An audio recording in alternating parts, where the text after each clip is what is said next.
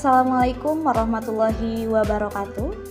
Salam sejahtera untuk kita semua. Perkenalkan, nama saya Bidan Niknik Nursipa, SSTMKes. Di sini saya sebagai dosen tetap di Prodi Pendidikan Bidan tahap sarjana, profesi serta D3 Kebidanan Stikes Budi Luhur Cimahi. Video ini saya buat sebagai bagian dari persyaratan kelengkapan pengajuan sertifikasi dosen pada gelombang 1 tahun 2025 yang berisikan pernyataan diri dosen dalam unjuk kerja Tridharma Perguruan Tinggi atau PDD UKT PT terkait bidang pembelajaran. Perkenalkan, saya menjelaskan salah satu mata kuliah yang saya ampu, yaitu Kesehatan Perempuan dan Perencanaan Keluarga Berencana. Mata kuliah ini ditunjukkan untuk mahasiswa D3 Kebidanan semester 4 dengan kode mata kuliah BD 205 yang berbobot 4 SKS yang terdiri dari 2 SKS teori dan 2 SKS praktik. Perkuliahan ini diselenggarakan dalam 16 minggu dengan rincian 14 minggu pembelajaran dan 2 minggu untuk evaluasi ujian tengah semester dan juga ujian akhir semester. Mata kuliah ini membahas asuhan kebidanan pada perempuan sepanjang siklus kesehatan reproduksi mulai dari masa remaja, antara lansia termasuk perencanaan keluarga berencana, dan pengaturan kesuburan serta asuhan pasca keguguran yang tanggap budaya dan juga sesuai dengan wewenang kebidanan. Adapun capaian pembelajaran lulusan atau CPL Prodi pada mata kuliah ini meliputi CPL 1, CPL 2, CPL 3, CPL 4, CPL 6, dan juga CPL 7 yang telah tertuang dalam RPS yang kami buat dan telah divalidasi oleh Ketua Program Studi dan juga Gugus Pengendali Mutu Program Studi. Capaian pembelajaran mata kuliah ini yang diharapkan adalah mahasiswa mampu menjelaskan mengenai metode kontrasepsi alamiah menggunakan aplikasi WHO kontrasepsi seperti metode suhu basal, metode lendar serviks, dan juga senggama terputus. Dalam pembelajaran saya menggunakan metode DIE, yaitu Delivery, Interaction, dan juga Assessment. Delivery di sini merupakan salah satu proses penyampaian materi dengan baik kepada mahasiswa agar mudah dipahami. Sedangkan interaction di sini merupakan interaksi antara dosen dan juga mahasiswa di dalam kelas ataupun di dalam laboratorium ataupun di lab. Sedangkan assessment di sini merupakan adanya pemberian tugas yang diberikan kepada mahasiswa guna untuk melakukan pengukuran evaluasi pada saat pembelajaran pada mahasiswa. Materi yang saya sampaikan didukung oleh beberapa media pembelajaran berupa video, aplikasi digital, kuis, Microsoft Office, serta SIAKAD atau Sistem Informasi Akademik, di mana pusat layanan ini sudah terintegrasi antara mahasiswa dan juga dosen. Interaksi pada mata kuliah ini melibatkan komunikasi dua arah yang dilakukan oleh dosen dan mahasiswa berupa diskusi, tanya jawab, kolaborasi, refleksi bersama. Asesmen atau sistem penilaian yang saya lakukan dalam mata kuliah ini mencakup asesmen formatif untuk penilaian proses yang dilakukan melalui kuis, tugas, proyek individu ataupun kelompok, serta penilaian sikap dan keterampilan sesuai dengan RPS. Selanjutnya, asesmen sumatif untuk penilaian akhir berupa UTS dan UAS. Untuk model pembelajaran yang digunakan dalam mata kuliah ini adalah experimental learning dan project based learning dengan metode presentasi interaktif, demonstrasi, praktik, kolaboratif, kelompok, ataupun respon kreatif dari mahasiswa itu sendiri. Adapun referensi yang saya gunakan dalam mata perkuliahan ini adalah berupa buku-buku referensi karya dari dosen-dosen dalam dan juga artikel jurnal yang sudah berrefutasi dan juga penambahan ilmu-ilmu pengetahuan dan teknologi terbaru yang mengikuti zaman masa kini. Demikian sekilas pemaparan mata kuliah Kesehatan Perempuan dan Perencanaan Keluarga Berencana. Berikut adalah cuplikan proses kegiatan belajar tatap muka yang saya lakukan secara offline Semoga dengan adanya video ini bisa menjadi pertimbangan yang baik dalam proses penilaian sertifikasi dosen gelombang 1 tahun 2025. Dan selamat menyaksikan untuk video pembelajarannya. Oke, selamat siang teman-teman semua. Siang. Oke, Assalamualaikum warahmatullahi wabarakatuh. Waalaikumsalam warahmatullahi wabarakatuh. Oke, masih segar? Masih. Hari ini ketemu lagi dengan saya di mata kuliah Kesehatan Reproduksi dan juga Keluarga Berencana. Jadi hari ini kita akan belajar dengan bobot 4 SKS, 2 teori dan 2 SKS untuk praktikum. Oke, teman-teman, sebelum kita belajar, mari kita berdoa dulu. Oke? Silakan berdoa dimulai.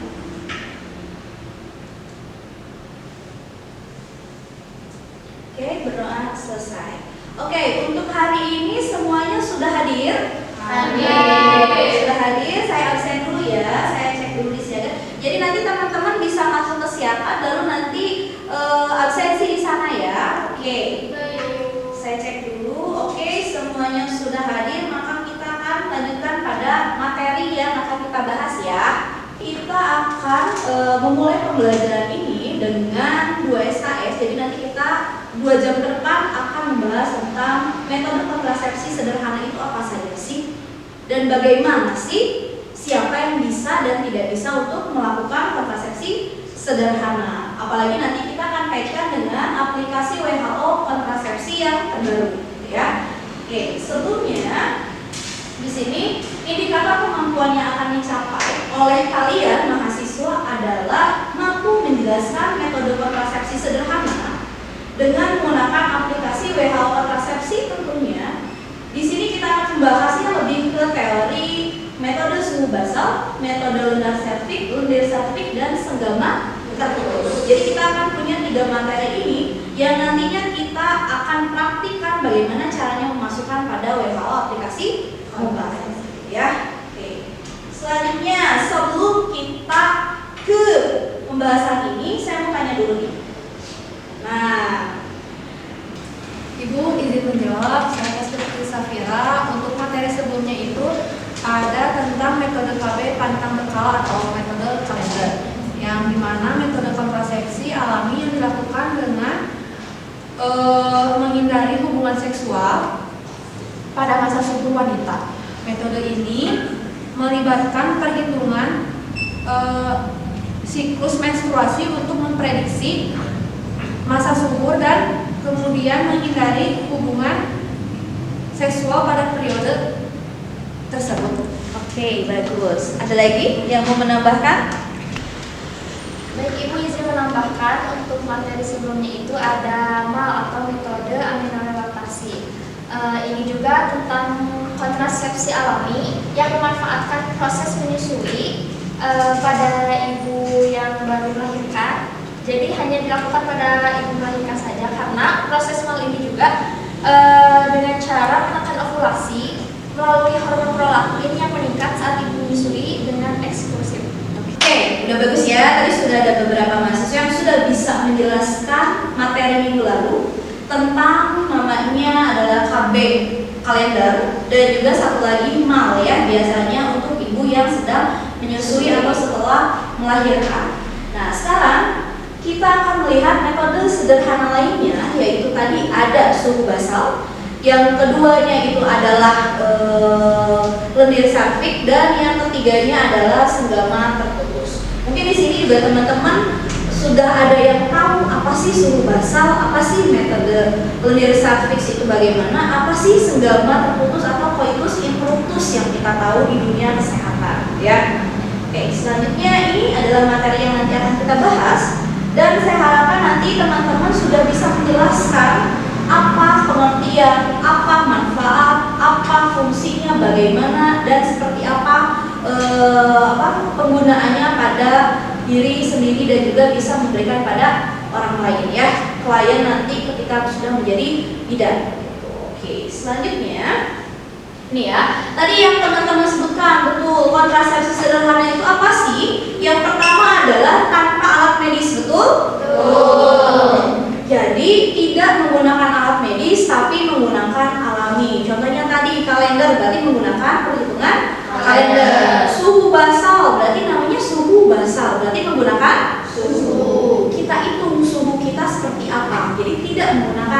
dan juga yang lainnya.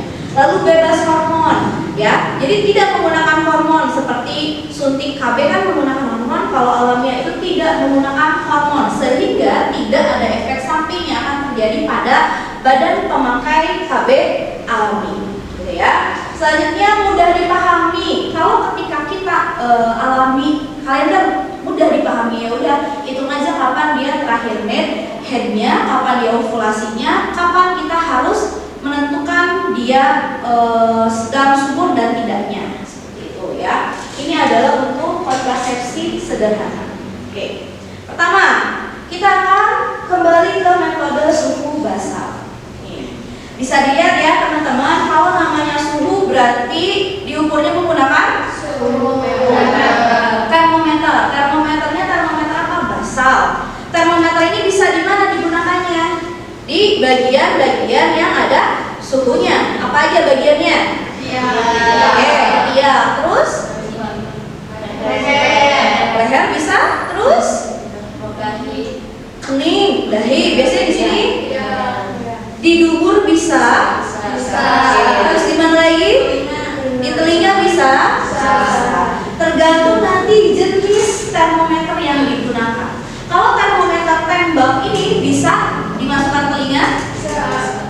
Tidak. Ya. Masa boleh gitu dimasukin? Paling juga kan ya kecil ya, ada ya. Jadi tergantung termometer yang kita gunakan. Nah, pertanyaannya, kalau misalnya menggunakan suhu basal nih, kapan sih kita harus menilainya? Kapan sih kita harus memeriksakannya? Jawabannya adalah ukur suhu setiap hari di waktu yang sama. Waktu yang sama tuh kapan sih Bu? Pagi. Betul sekali. Di pagi hari sebelum kalian beraktivitas. Oke ya. Jadi kalau untuk metode suhu basal, karena kita melakukan pengukuran suhu, berarti teman-teman tahu suhu normal itu berapa? 36 sampai 35. Oke, itu adalah suhu normal kita. Nah, kita bisa mengukur suhu basal ini, kita tahu ketika ada peningkatan suhu pada masa akan mengalami kesuburan atau ovulasi. Biasanya suhu kita akan naik 2-5 derajat. Yang awalnya misalnya Saskia suhu badannya sehari-harinya 36,5. Ketika akan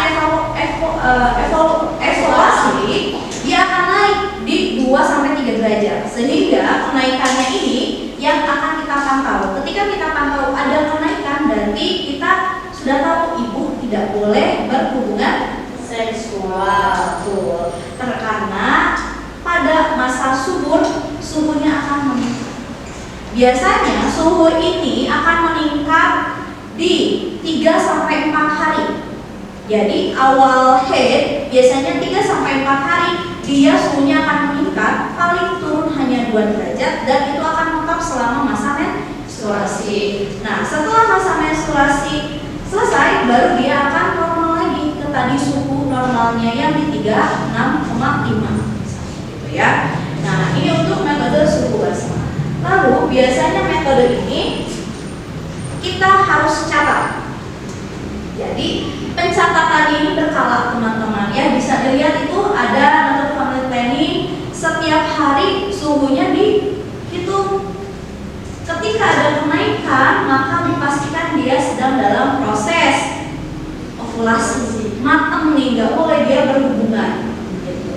Pencatatannya harus setiap hari. Agak repot, betul agak repot ya, karena namanya kalau misalnya KB alami ini adalah KB jadul intinya ya, KB jadul, KB yang memang belum dicatat seperti ini. Oke. Ini untuk yang suhu basal. Selanjutnya kita akan kembali ke metode dasar fix.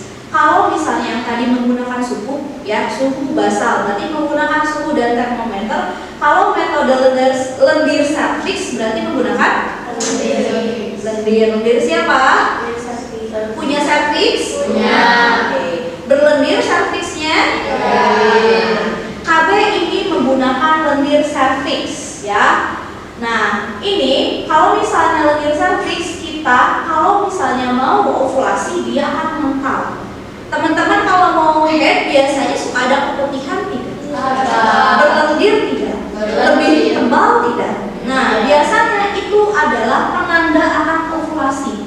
Maka ketika sudah muncul lendir di bagian kewanitaan atau di bagian saraf kan kerabat ya, maka di situ dilarang untuk berhubungan seksual karena dia sudah dalam fase ovulasi. Jadi ngeceknya seperti itu, nggak usah menggunakan alat, nggak usah apa, tinggal kalian cek ada lendir atau tidak. Kalau misalnya lendirnya lebih banyak daripada biasa, kan suka ada yang putihan biasa ya, lebih banyak, lebih becek, berarti itu sedang dalam keadaan ovulasi.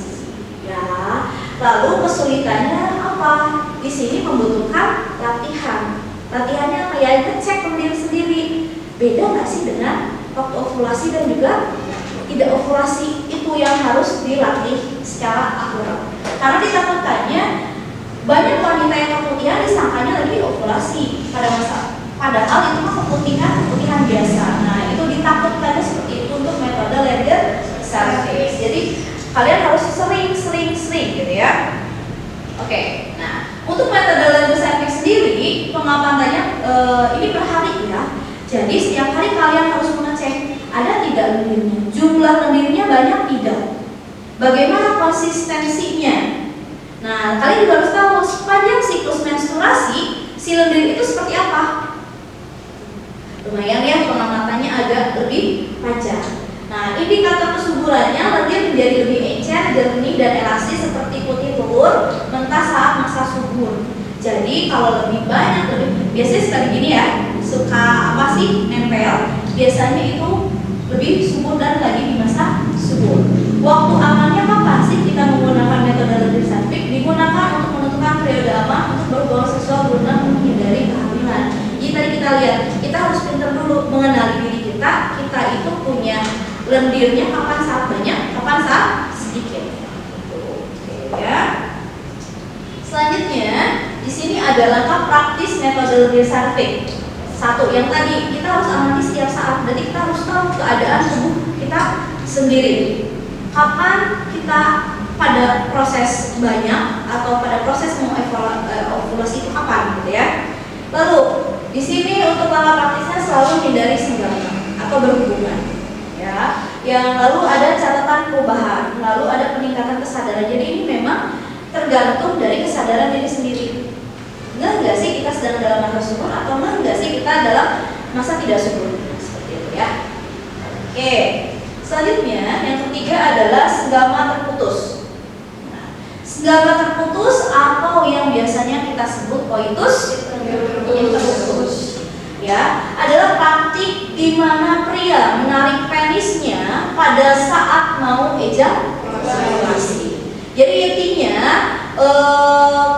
pria tidak mengeluarkan sperma di dalam wanitanya ya, di dalam cervix wanitanya. Jadi ketika dia mau ejakulasi atau pengeluaran sperma, dia tarik, dia buang di luar. Itu adalah metode untuk coitus interruptus gitu ya. Nah, biasanya metode ini adalah metode yang sudah dilakukan pada zaman-zaman dahulu sebelum mengenal KB hormonal. Jadi sudah dilakukan ini dari zaman dulu biar tidak banyak anak. Ya, di sini untuk senggama terputus ini biasanya kesadaran dari prianya. Kalau yang tadi dua suhu basal dan juga lendir cervix itu adalah kesadaran wanita. Kita ngecek sendiri. Tapi kalau ini harus ada kerjasama dari suami atau prianya ya. Apakah dia sudah mau ejakulasi atau tidak? Oke. Nah, ini adalah efektivitas dan resiko senggama terputus. Efektivitasnya berapa persen sih? Sekitar 22 dari 100 pasangan menggunakan metode ini akan hamil setiap tahunnya. Lumayan banyak kan? Ya. 22 dari 100. Dan itu kalau memang betul caranya. Biasanya kebocoran itu karena caranya tadi yang salah. Oke. Efektivitas sempurna jika dilakukan dengan cara tepat bisa mencapai 96%. Gitu ya. kuncinya keberhasilannya kerjasama antara pria dan juga wanita. Pasangan dua-duanya harus kerjasama ini, gitu ya. Oke, ini untuk efektivitas dan resiko senggama terputus. Oke, selanjutnya ini adalah perbandingan kelebihan dan kekurangannya. Jelas, kalau kelebihannya murah dibandingkan dengan metode lainnya, karena tidak menggunakan alat, tidak menggunakan uang, ya udah, itu hanya dengan kesadaran diri sendiri. Lalu tidak memerlukan alat atau biaya, tidak ada efek samping hormonal karena tidak ada hormon yang dimasukkan ke dalam tubuh. Ya, dapat digunakan kapan saja. Oke, itu adalah kelebihannya. Nah, kekurangannya apa sih? Resiko kehamilan lebih tinggi. Teman-teman, namanya alami ini biasanya tidak menggunakan hormon, tidak ditambahkan apa-apa. Jadi efektivitas yang akan terjadi lebih turun daripada yang menggunakan hormon. Kalau yang menggunakan hormon kayak IUD dan lain-lain itu kan sampai 99%. Tapi kalau ini di angka 96% saja. Jadi jauh di bawahnya ya. Oke, membutuhkan kontrol diri yang tinggi, yaitu tadi kita bahas. Kontrol diri ini harus benar-benar tinggi, tidak bisa nih hanya wanitanya saja atau prianya saja, harus kerjasama dua-duanya. Nah, sayangnya tidak melindungi dari PMS, ya, karena tidak ada barrier yang digunakan, ya. Lalu kurang efektif bagi pasangan yang baru menikah, seperti itu. Ini adalah perbandingan kelebihan dan juga kekurangannya.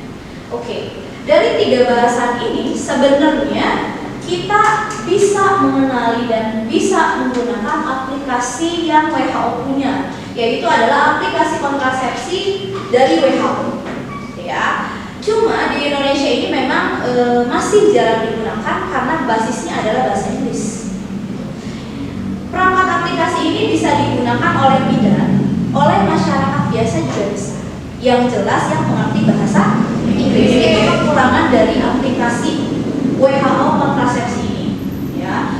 Tapi ini adalah salah satu rekomendasi berbasis bukti ilmiah dari WHO. Di Indonesia ada nggak sih Bu yang kaya sama WHO kontrasepsi?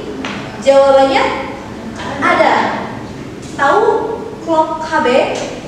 Nah, Clock KB aplikasi itu adalah aplikasi yang sama dengan WHO tapi menggunakan bahasa Indonesia. Jadi kalau teman-teman di sini tidak bisa menggunakan bahasa Indonesia yang baik, daripada salah ya bahasa Inggrisnya salah dan lain-lain, bisa menggunakan Clock KB. Ya, tapi kalau di luar sudah menggunakan WHO kontrasepsi. Memudahkan identifikasi kelayakan metode. Jadi nanti di dalamnya ada penapisan yang bisa kalian gunakan, umurnya berapa, terus headnya berapa hari dan lain-lain. Nanti menentukannya akan otomatis diarahkan ke metode apa yang cocok digunakan oleh klien tersebut. Ya, di sini tersedia gratis di platform. Jadi kalian bisa mengunggah masing-masing di handphone kalian, ya. Oke. Nah, ini mungkin kesimpulannya yang dari 3. Jadi 3 materi tadi, basal, desertix dan juga senggama terputus ini adalah salah satu KB ilmiah yang masih banyak digunakan. Tapi bagaimana cara penggunaannya itu untuk mencapai 96% ini masih agak sulit ya untuk orang Indonesia. Nah, dan di sini kita bisa memantaunya di aplikasi WHO kontrasepsi. Oke, teman-teman, dari materi yang tadi saya paparkan ada yang ingin ditanyakan? Oke, silakan. Izin bertanya Ibu, saya Devi Karsa. Kalau yang lendir cervix kan kalau mau menstruasi itu lendirnya mengental. Lalu untuk orang yang menstruasinya tidak lancar itu bagaimana Ibu? Ibu izin bertanya, perkenalkan saya Alia Jalfa, izin bertanya kalau metode swab basal itu bisa digunakan oleh semua orang nggak Bu? Terus kalau misalnya orang itu demam bagaimana Ibu? Oke, terima kasih. Oke ya, tadi pertanyaannya bagus ya. Bagaimana sih Bu kalau misalnya yang tadi lendir cervix, dia kan yang normal headnya itu lendirnya pasti akan sama ya intensitasnya. Bagaimana yang headnya tidak teratur atau tidak lancar? Nah, itu dari segi kita sebagai bidan kita tidak menganjurkan. Berarti itu adalah adanya kelainan dari proses menstruasinya. Kita tidak bisa menggunakan KB alami seperti KB kalender ataupun misalnya lendir cervix karena kita tidak tahu dia kapan akan headnya atau misalnya kapan dia akan panjang pendeknya siklus.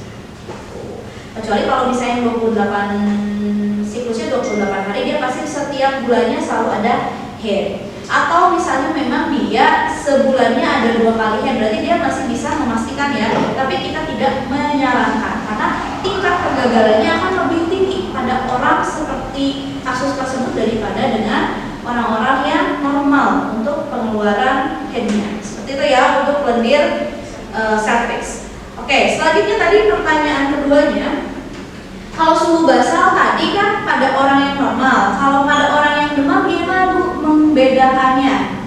Ya, membedakannya gimana? Kalau tadi sama, kalau misalnya sedang demam kita tidak bisa menggunakan suhu basal karena nanti suhunya akan bias. Dia demamnya berapa hari? Ditakutkannya ketika dia demam padahal dia belum ovulasi, gitu kan? Peningkatannya pun akan berbeda. Gitu. Jadi ketika orang-orang lagi demam atau penyakit yang biasanya kan ada orang ya suhunya memang rendah, suhunya memang lebih tinggi, itu tidak disarankan untuk menggunakan metode alamiah. Jadi memang kalau untuk metode kontrasepsi alamiah ini lebih sulit untuk dipakaikan di klien-klien yang memang ada kelainan-kelainan dari sakitnya, misalnya kayak demam dan lain-lain yang tadi pola menstruasinya tidak jelas ya, maksudnya ada yang panjang dan yang pendek, itu tidak kita anjurkan seperti itu. Lebih menganjurkan kepada metode yang langsung menggunakan hormonal seperti itu ya. Oke, cukup mungkin untuk pertanyaannya, nanti teman-teman juga bisa untuk lihat daftar pustakanya ya, nanti bisa juga di googling, bisa juga nanti masuk ke Siakan, nanti di Siakan sudah ada materi dan juga pembahasannya. Nah nanti dari pembahasan ini yang kita lakukan tadi, nanti teman-teman akses Siakannya, nanti ada tugas di sana untuk minggu depan ya. Nanti tugasnya tolong minggu depan persiapan sudah download aplikasi untuk WHO.